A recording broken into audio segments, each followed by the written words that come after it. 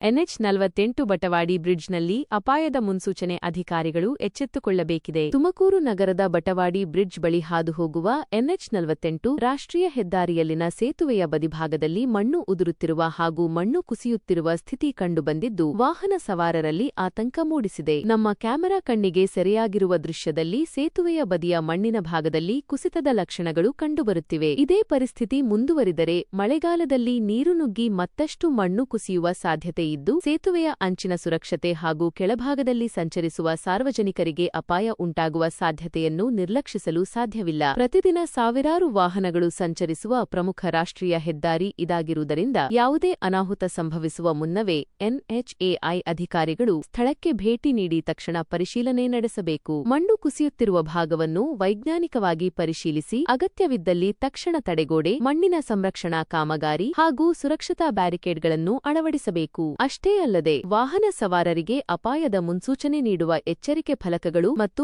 ಅಗತ್ಯ ಸುರಕ್ಷತಾ ಕ್ರಮಗಳನ್ನು ತಕ್ಷಣ ಕೈಗೊಳ್ಳಬೇಕು ಎಂಬುದು ಸಾರ್ವಜನಿಕರ ಆಗ್ರಹವಾಗಿದೆ. ಇದು ಕೇವಲ ಮಣ್ಣು ಉದುರುವ ಸಣ್ಣ ಸಮಸ್ಯೆ ಎಂದು ನಿರ್ಲಕ್ಷ್ಯ ಮಾಡಿದರೆ ಮುಂದೆ ದೊಡ್ಡ ಅನಾಹುತಕ್ಕೆ ಕಾರಣವಾಗುವ ಸಾಧ್ಯತೆ ಇದೆ. ಹೀಗಾಗಿ NHAI ರಾಷ್ಟ್ರೀಯ ಹೆದ್ದಾರಿ ನಿರ್ವಹಣಾ ಅಧಿಕಾರಿಗಳು, ಜಿಲ್ಲಾಡಳಿತ ಹಾಗೂ ಸಂಬಂಧಪಟ್ಟ ಇಲಾಖೆ ಅಧಿಕಾರಿಗಳು ಈ ಸ್ಥಳವನ್ನು ತುರ್ತಾಗಿ ಪರಿಶೀಲಿಸಿ ಶಾಶ್ವತ ಪರಿಹಾರ ಕಾಮಗಾರಿ ಕೈಗೊಳ್ಳಬೇಕು. ಸಾರ್ವಜನಿಕರ ಜೀವಕ್ಕೆ ಬೆಲೆ ಕಟ್ಟಲು ಸಾಧ್ಯವಿಲ್ಲ. ಅನಾಹುತ ಸಂಭವಿಸಿದ ನಂತರ ಕ್ರಮ ಕೈಗೊಳ್ಳುವುದಕ್ಕಿಂತ ಅನಾಹುತ ಸಂಭವಿಸುವ ಮೊದಲೇ ಮುನ್ನೆಚ್ಚರಿಕೆ ವಹಿಸುವುದು ಅಧಿಕಾರಿಗಳ ಜವಾಬ್ದಾರಿ. ಸ್ಥಳ: ಬಟವಾಡಿ ಬ್ರಿಡ್ಜ್, NH-48, ತುಮಕೂರು. ವರದಿ: ರಮೇಶ್ ಕುಮಾರ್, HK ಕರುನಾಡು ವಾಹಿನಿ ನ್ಯೂಸ್. ದಿಟ್ಟ ನಡೆ, ಸ್ಪಷ್ಟ ನುಡಿ.